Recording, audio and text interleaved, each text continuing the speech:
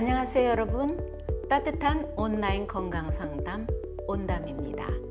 나이가 들면 자연스럽게 잠이 줄어든다고 생각하는 분들이 많습니다. 하지만 잠들기 어렵거나 밤에 자주 깨고 충분히 잤는데도 피곤하다면 단순히 노화가 아니라 수면 장애의 신호일 수 있습니다.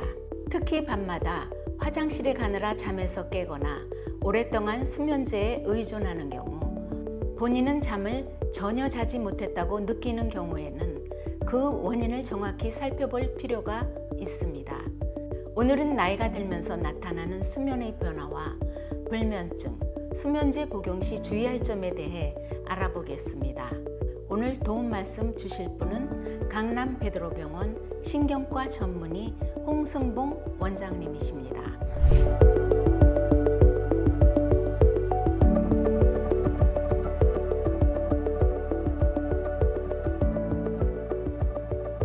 저는 강남 베드로병원 뇌전증 수면센터장 홍승봉 원장입니다.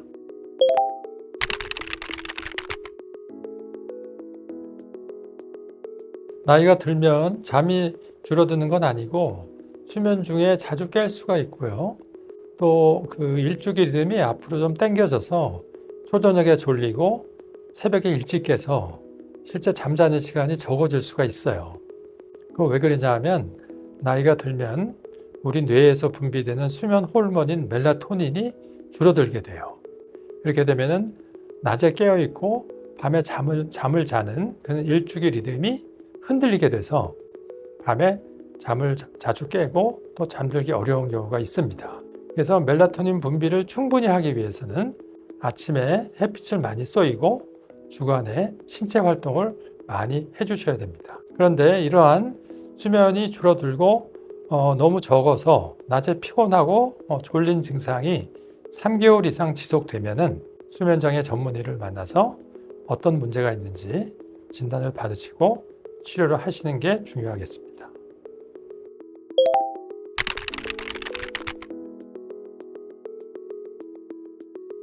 그 사람에는 일주기 리듬이라는 게 있는데 소변이 형성되는데도 일주기 리듬이 있어요. 그래서 소변은 낮에 형성이 많이 되고 밤에는 소변 형성이 잘 안 됩니다. 왜냐하면 잠을 푹 잘 수 있게 하기 위해서입니다. 그런데 그러한 일주기 리듬이 깨지거나 또는 수면 무호흡증 같은 수면 장애가 있으면 밤에도 소변 형성이 많이 돼서 화장실을 찾게 되는데요. 특히 수면 무호흡증이 있는 경우에 우심방이 눌려서 소변 호르몬을 많이 분비하게 돼서 밤중에도 소변이 많이 형성돼서 화장실을 자주 가는데 대부분의 사람들이 비뇨기과 진료만 받고 수면 무호흡증에 대해서 의심을 하지 않기 때문에 오랜 시간이 지나도록 야간뇨를 치료하지 못하는 경우가 많습니다. 그래서 나이가 들어서 야간뇨로 고생하시는 분은 수면장애 전문의를 만나서 수면 무호흡증이 있는지 꼭 진단하셔야 됩니다.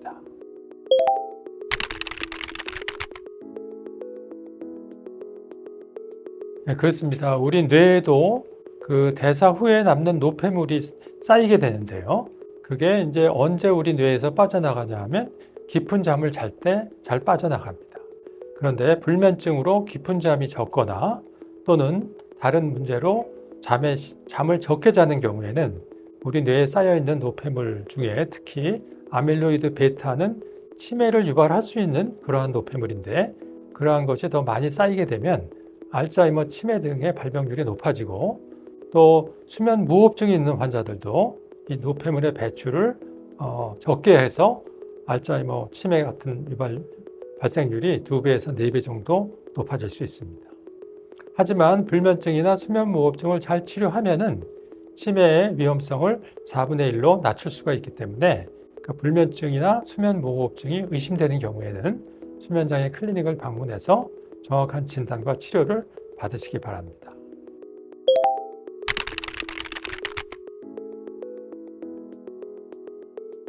밤에 잠이 잘 오지 않거나 자주 깬다고 병원을 찾으면 수면제를 쉽게 처방하는 의사들이 많습니다. 하지만 수면제는 불면증의 치료제가 아닙니다. 그건 억지로 자게 할 따름이지 실제 불면증은 그대로 남아있거든요. 그래서 불면증이 3개월 이상 지속될 때에는 정확한 원인을 찾아야 돼요. 그게 심리적인 스트레스 때문에 생긴 불면증인지 아니면은 수면 무호흡증이라든가 하지 불안 증후군 같은 수면 장애 때문에 생긴 건지 또는 실제 잠은 잘 자는데도 수면에 대한 강박증이 심해서 잠을 못 자는 거로 생각하는 불면증인지 그런 것들을 정확히 판단해서 거기에 맞는 치료를 해야 됩니다. 일단 불면증이라고 판단이 되면 약을 쓰기보다는 인지행동치료라는 그 수면에 대한 생각과 행동을 바꿔서 불면증에서 벗어나게 하는 치료 방법이 있는데 그러한 이제 인지행동치료를 받아야 되고 또 수면을 잘 할 수 있기 위해서 지켜야 될 위생이 있습니다. 그걸 우리가 수면위생이라고 하는데 그러한 수면위생 교육을 통해서 먼저 불면증을 치료해보고 그래도 안 될 경우에는 약을 쓸 수가 있는데 수면제 중에서도 의존성이 높은 수면제가 있고 의존성이 적은 수면제가 있어요. 가능하면 의존성이 적은 수면제를 선택해서 사용하는 것이 바람직하겠습니다.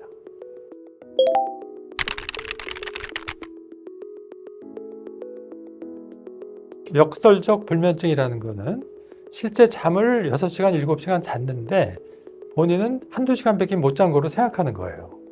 그래서 그런 분들은 특징이 낮에 잘 안 졸아요. 왜냐하면 실제로는 잠을 자기 때문에. 하지만 한숨도 못 자서 죽겠다 이런 말씀을 많이 하세요. 그거는 왜 생기냐 하면 우리 뇌가 너무 과도하게 각성이 되어 있는 상태에서는 실제로 자는데도 자지 않는 걸로 잘못 인식할 수가 있고 또 하나는 옅은 잠이 많은 사람들 그러니까 깊은 잠이 적고 옅은 잠이 많으면 중간중간에 깨기 때문에 깬 것만 생각하고 잔 것은 생각을 못해요. 이러한 것들이 원인이 돼서 역설적 불면증을 일으킵니다. 그럼 이런 경우에는 어떻게 치료해야 되냐면 수면 다원 검사를 통해서 실제로 잠을 잘 자고 있다는 것을 보여주셔야 돼요, 환자에게. 그 다음에 그 뇌의 과도한 각성을 줄이기 위해서 아까 말씀드린 인지행동 치료를 통해서 뇌가 너무 과도하게 각성되어 있는 것을 낮추는 노력을 하고 그리고 이제 약을 쓸 수도 있는데요. 약 중에 이제 앞으로 나올 약인데요. 그 뇌의 각성 호르몬을 억제하는 그런 약이 새로 나옵니다. 그런 약이 도라계통의 수면제라고 얘기를 하는데 그런 약을 쓰게 되면은 뇌의 각성도를 낮춰서 역설적 불면증에서 벗어나는 것을 도와줄 수 있습니다. 오늘은 나이가 들면서 나타나는 수면의 변화와 불면증에 대해 알아봤습니다. 잠이 줄거나 밤에 자주 깨는 증상을 무조건 나이 탓으로 여기기보다는 수면 습관과 건강 상태를 함께 살펴보는 것이 중요합니다. 특히 오랫동안 잠을 이루지 못하거나 수면제에 의존하고 있다면 혼자 고민하기보다 전문의와 상담해 정확한 원인을 확인해 보시길 바랍니다. 다음 시간에는 수면 무호흡증과 낮 동안의 졸림, 험한 잠꼬대 등 잠자는 동안 나타날 수 있는 위험 신호에 대해 알아보겠습니다.